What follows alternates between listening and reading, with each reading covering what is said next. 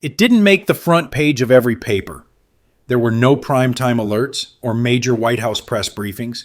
Yet somewhere, buried in corporate filings and whispered through the halls of Freightliner's Charlotte headquarters, America's freight economy quietly crossed a line.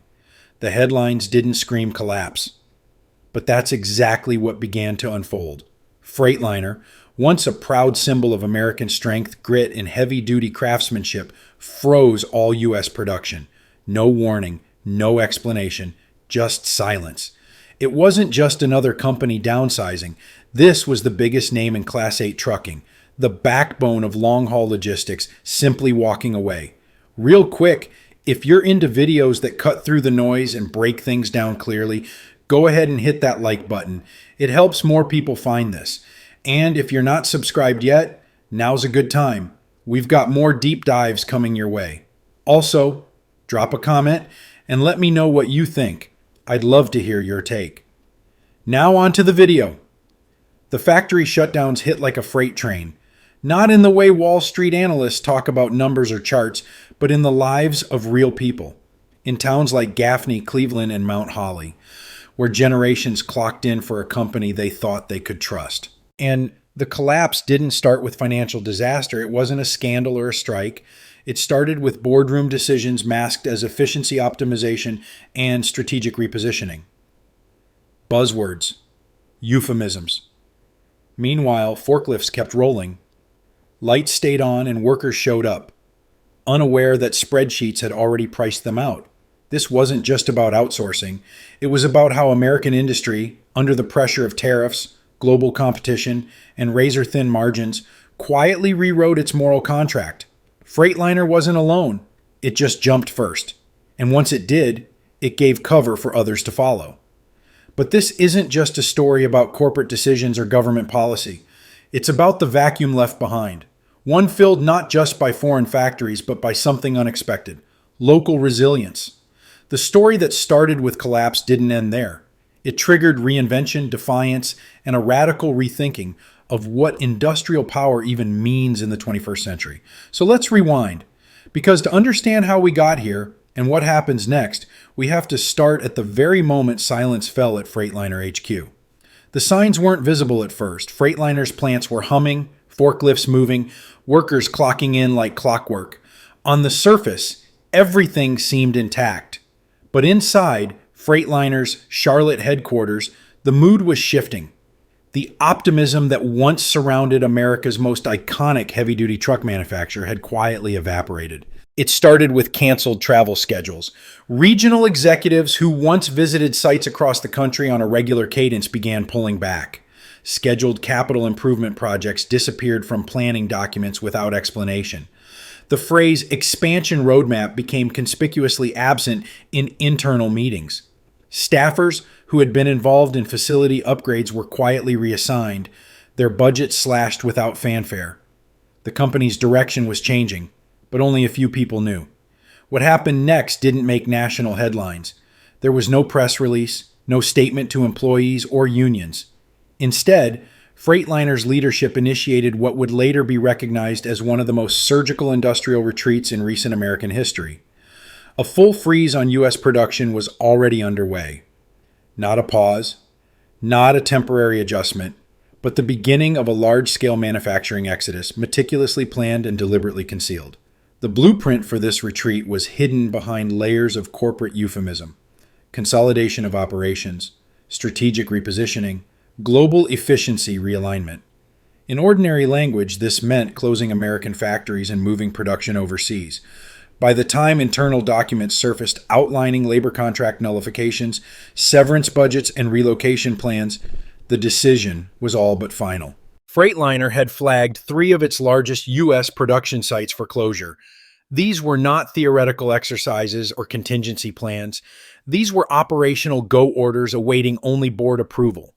Behind closed doors, spreadsheets were updated, timelines solidified, and communications protocols refined for what executives knew would eventually become a public backlash.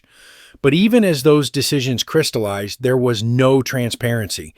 In towns like Gaffney, Cleveland, and Mount Holly, where Freightliner plants had anchored the local economy for generations, daily operations continued as usual. Workers remained unaware that the machinery they were operating would soon be mothballed or exported. Equipment audits were disguised as safety checks. HR reviews were passed off as standard performance evaluations. The leadership knew the stakes. The tighter the secrecy, the smoother the exit. This wasn't incompetence. It was orchestration. At the heart of it all was a calculated determination. Don't let the news leak before the infrastructure to support the shift was in place. Internally, Freightliner had mapped out every aspect of the transition, how to respond to the media, when to notify employees, and how to legally navigate union resistance. This wasn't a panic-induced scramble. It was a business decision, measured and rehearsed. And when the final trigger was pulled, it hit like a detonation. Thousands of workers were blindsided.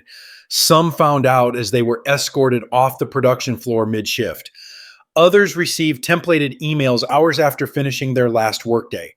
There were no warning signs, no town hall discussions, just sudden silence replaced by cold corporate language, restructuring, realignment, optimization. For the communities affected, it wasn't just the loss of jobs, it was the erasure of trust. The very company that had once branded itself as the backbone of American trucking had vanished from its own backyard without even a parting handshake. Freightliner didn't stumble into a crisis. It walked deliberately toward a global pivot and chose not to inform the very people who built its legacy. The strategy may have made sense on a balance sheet, but on the ground in the towns that hosted its factories and believed in its future, it felt like betrayal of the highest order. And that betrayal, quiet, calculated, and cold, was only the beginning. When the shutdown went public, there was no press conference, no respectful send-off. It was abrupt, jarring, and merciless. In towns like Gaffney, Cleveland, and Mount Holly, Freightliner had been more than just a job provider. It was the economic engine, cultural identity, and generational thread of entire communities. In Gaffney, South Carolina, fathers, sons, and even grandfathers had worked at the same facility. The plant wasn't just a workplace, it was a rite of passage. Families moved here because of it. Schools tailored programs around it. Local diners, barbershops, and grocery stores all revolved around the rhythm of Freightliner shifts. It was, in every sense, the beating heart of the town. And then, in a matter of days, that heart stopped.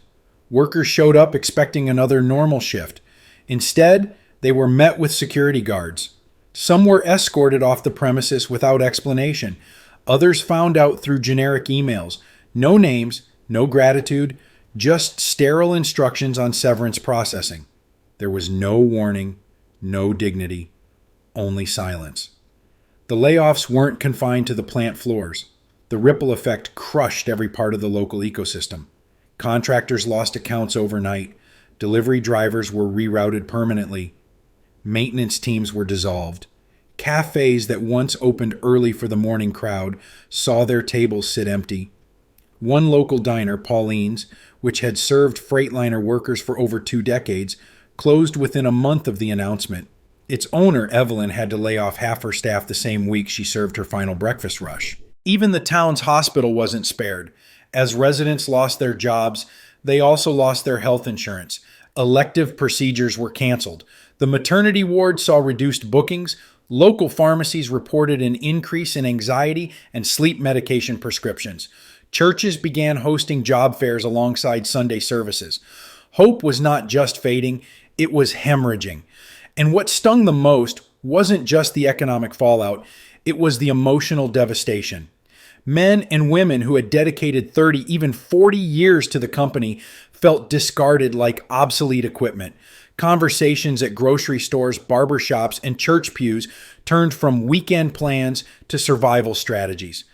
Bitterness replaced pride, and betrayal replaced trust. Freightliner wasn't just a company. It had been a partner in these communities for decades. Its sudden departure didn't feel like a business decision. It felt like abandonment. And for many towns, the collapse was more than a crisis. It was an identity crisis. Because when a factory leaves, it doesn't just take jobs, it takes futures. It takes the sense of stability generations had depended on. And in the void it leaves behind, people aren't just forced to find new work. They're forced to find a new purpose. On paper, tariffs were designed to protect American jobs. They were pitched as economic armor, shields against foreign competition and unfair trade practices. The political language was patriotic. The reality was punishing. Freightliner's collapse revealed the unintended consequences of these policies in brutal clarity. Before the tariffs, Freightliner's U.S. operations were profitable. The company maintained a healthy margin of around 14%, not extraordinary, but sustainable. But within 9 months of the new tariff implementation, that margin plummeted to just over 4%. The math was simple, but the implications were devastating. To maintain profitability, Freightliner would have had to increase production by 40%. That was never going to happen. Meanwhile, international competitors like Volvo, Hyundai, and Tata had quietly insulated themselves. They locked in long-term steel contracts, shielded themselves from global price fluctuations, and began undercutting Freightliner on both price and delivery schedules. While Freightliner was trimming orders and freezing upgrades, foreign manufacturers were ramping up output, flooding American lots with sleek new models that were cheaper, faster, and more efficient. Freightliner wasn't facing a traditional market loss. It was being priced out of its own territory by an artificial cost surge brought on by the very policies meant to support it. And behind the scenes, the company acted accordingly. Internal documents revealed the transition was not a reaction to crisis, but a long-anticipated inevitability. Facility relocation blueprints, worker layoff schedules, and carefully worded media responses were prepared weeks before the public ever got wind. It wasn't just about protecting the bottom line, it was about executing a retreat with minimal exposure. But Freightliner's retreat was only the first domino. As the shutdown made headlines, boardrooms across America lit up with alarm. Freightliner had provided the blueprint, and suddenly, what had once been taboo, offshoring production, was now not just justifiable, but fiscally responsible. Component suppliers slashed internal forecasts. Steel and part manufacturers in the Midwest initiated outreach to partners in Mexico and India. Logistics firms pivoted away from industrial routes toward e-commerce clients. One major long-haul carrier completely rewrote its 2025 strategy within 2 weeks of Freightliner's announcement, abandoning domestic trucking support to focus on warehouse automation and drone delivery. The exodus had begun, not out of fear, but out of necessity. Tariffs, once hailed as the savior of American industry, had become its undoing. They didn't just misfire, they backfired. And in trying to preserve sovereignty, they sparked an industrial diaspora no one was prepared to stop. The Freightliner shutdown wasn't a collapse. It was a case study in corporate choreography. What appeared to be a sudden failure was, in truth, a meticulously planned withdrawal that had been in the works for months. The public was told it was a painful choice, a tough call in difficult times. But leaked documents painted a very different picture. Legal scripts prepared for media backlash, board memos detailing how to frame the closure, and pre-approved severance outlines for each facility. There were even flowcharts for managing public sentiment, including escalation procedures if the press or unions pushed too hard. This was not a company caught off guard. It was a company in motion, quietly repositioning itself far from the headlines, waiting for the right moment to cut the cord. When the freeze went live, Freightliner didn't just exit, it sent a signal. The industry heard it loud and clear. Within days, executives from Ford, GM, and Stellantis convened in Detroit. The question wasn't, why did Freightliner leave? The question was, did they jump first? What followed was a wave of internal reviews, scenario planning, and risk assessments. Freightliner had just reframed the narrative. Staying domestic was no longer patriotic. It was a liability. Suppliers that had for years banked on Freightliner's stable order book now scrambled to reposition. Those with heavy exposure to U.S. manufacturing began dialing partners overseas. Others slashed their U.S. forecasts, sensing that the storm was just beginning. The reaction wasn't just economic, it was philosophical. Freightliner hadn't failed, it had adapted. And that redefinition of success, where survival meant escape, started to echo across the entire manufacturing sector. Logistics companies pivoted. Tool and die shops explored contracts in Poland and Turkey.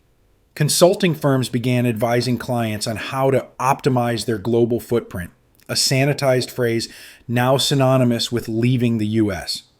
In less than a month, what once would have been a scandal became strategy. Freightliner's retreat wasn't seen as an outlier. It was seen as a model. And quietly, boardrooms across the country began asking the same question. What are we still doing here? As the last Freightliner trucks rolled off U.S. assembly lines, their replacements were already under construction thousands of miles away. Freightliner's strategic withdrawal from American soil was not chaotic. It was choreographed, and Asia was ready. China moved first. Before the ink had dried on the shutdown notices, Chinese provincial officials from Guangdong and Jiangsu were already drafting invitations. They saw opportunity in what many in Washington saw as collapse. Freightliner executives were welcomed with red carpet diplomacy, complete with fast-tracked permits, tax holidays, and subsidies on everything from land use to logistics. What would take years to permit and zone in the United States took weeks in China. Within 60 days, brand new Freightliner production lines were being assembled in Foshan and Suzhou. These were not recycled spaces or temporary conversions. They were modern, sprawling, and tailor-built for maximum efficiency. Environmental regulations were relaxed. Labor was abundant, and union negotiations non-existent. The cost benefits were undeniable. Freightliner's material procurement in China, especially for aluminum, steel, and microelectronics, improved dramatically. Some internal reports cited cost savings of up to 50% on key components. Add to that the elimination of tariff friction and the ability to export directly to Europe, Asia, and the Middle East, and the move was a win on every spreadsheet. India wasn't far behind. State governments in Gujarat and Maharashtra competed for Freightliner's attention, offering lucrative incentives. Ports in Kandla and Mundra were upgraded to handle new outbound logistics. A sprawling auto corridor in Gujarat, already home to giants like Suzuki and Tata, was now expanding to include Freightliner. By the end of the quarter, parts once milled in South Carolina were now being laser cut in Ahmedabad. Transmission casings, once cast in Cleveland, were now rolling out of Pune. Engineers and supervisors, many of whom were former Western automotive veterans, were flown in to ensure consistency and quality. Freightliner's global pivot was in full swing. The company had not only left the U.S., it had embedded itself into the very ecosystems that once competed with it. But the real shift wasn't just physical, it was ideological. In boardrooms from Tokyo to Seoul, Freightliner's exit wasn't seen as a retreat. It was viewed as liberation from regulation, labor disputes, unpredictable trade policy, and costly compliance. Asian manufacturers understood what was happening. This wasn't just one company seeking lower costs. It was the beginning of an industrial realignment, and Freightliner was simply the first mover. In South Korea, the government launched a North America Export Surge initiative aimed specifically at filling the vacuum left behind. The plan was aggressive. Export 100,000 heavy trucks annually to the U.S. by 2027. Freightliner's exit had opened the door. Korea intended to walk through it. This wasn't a coincidence. It was a reaction, and it was strategic. While American lawmakers debated, Asian competitors executed.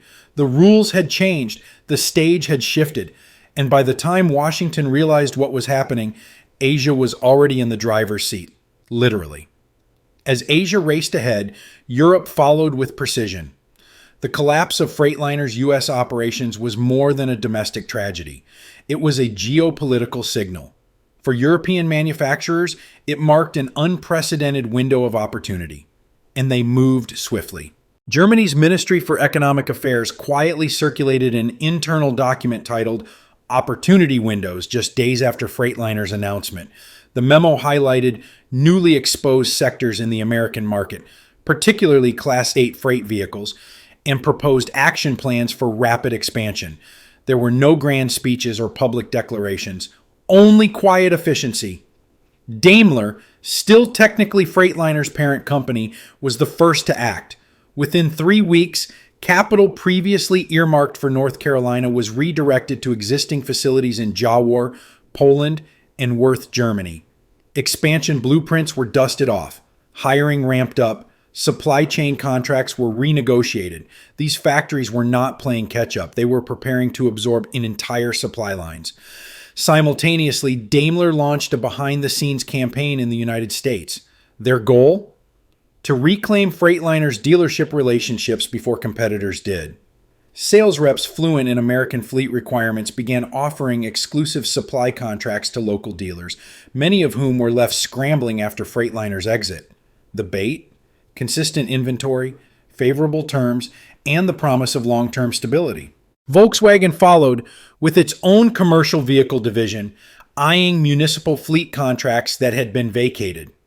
Garbage trucks, transit buses, and highway maintenance vehicles, all sectors previously dominated by Freightliner, were now being aggressively targeted. But these new vehicles wouldn't be assembled in Kentucky or Ohio. They would arrive fully built from Slovakia, Slovenia, and Hungary. The entire value chain remained overseas. Volvo, the Swedish heavyweight, played its hand more quietly but no less effectively. Its plants in Ghent and Wrocław increased output by 5% within a single quarter. To the average consumer, it seemed like market fluctuation. But industry insiders knew better. Volvo was moving in, and fast. In Brussels, EU trade negotiators took stock. As the US wrestled with internal discord and policy gridlock, Europe was executing a textbook economic maneuver, absorbing the contracts, the dealers, and the consumer confidence that America had lost. And it worked. By the time American media caught up, the headlines were already telling a new story of surging European truck sales in North America. But the real story wasn't just sales volume, it was trust. American companies had fumbled. European manufacturers had stepped in, not just to sell, but to stabilize. The narrative had flipped. Where once American manufacturing was synonymous with reliability, it was now seen as unpredictable, volatile, and risky. Meanwhile, European brands, long considered secondary players, had become the new symbols of stability and execution.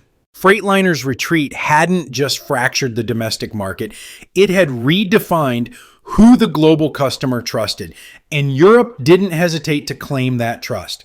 Once Freightliner made its move, the industry didn't wait to see the outcome. It immediately started following suit. In Michigan, a mid-sized stamping firm that supplied Freightliner's cab frames quietly began exploratory talks with a Sao Paulo-based distributor.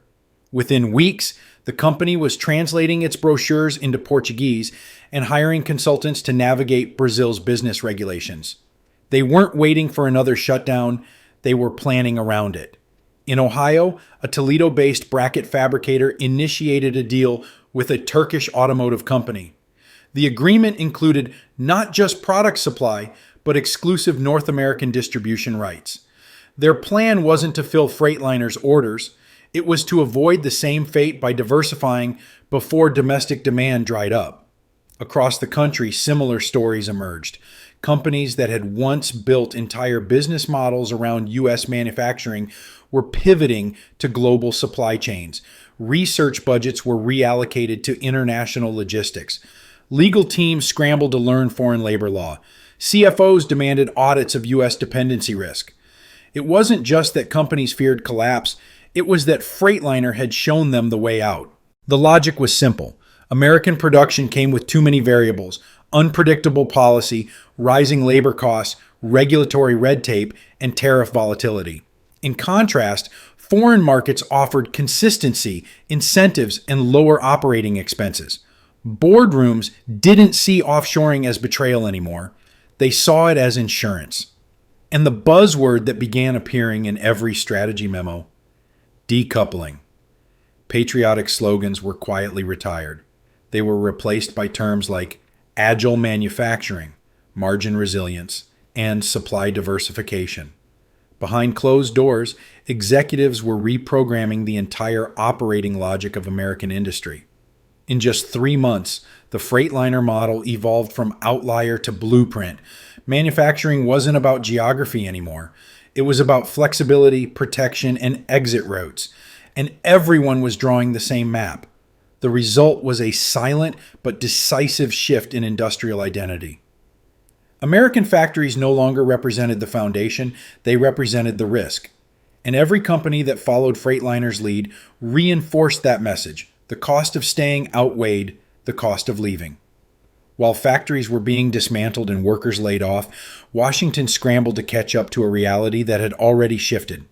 In committee rooms filled with spreadsheets and stunned silence, the question wasn't whether the system had failed, it was how badly and who should take the blame. Tariffs, once celebrated as bold steps toward economic sovereignty, were now political liabilities. Freightliner's collapse had exposed the fragile foundation beneath America's industrial policy. Designed to shield domestic manufacturers from foreign competition, the tariffs had achieved the opposite. They inflated production costs, triggered retaliatory policies, and pushed companies to seek refuge offshore.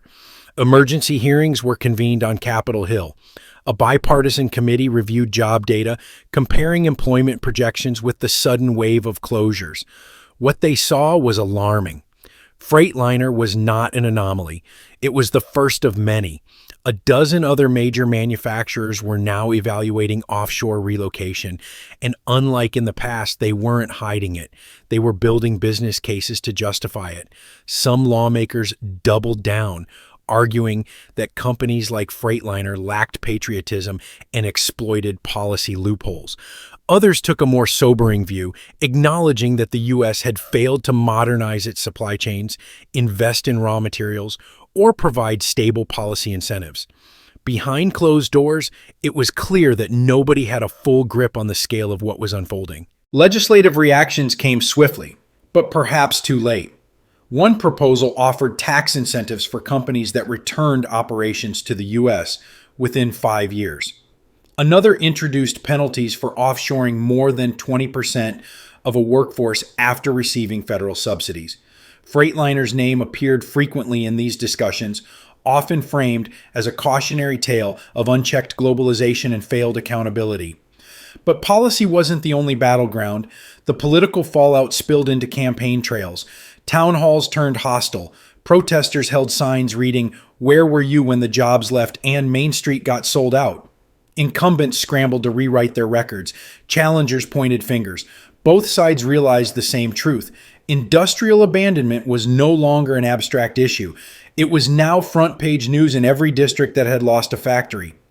What made it worse was how fast the transformation had occurred. It wasn't just factories that had disappeared, it was confidence in the system. The same voters who once rallied behind slogans like "Made in America" were now wondering if that phrase meant anything at all. And while politicians debated steel tariffs and union mandates, the private sector was already moving on. Supply chains had shifted. Contracts had been signed overseas. The damage had been done.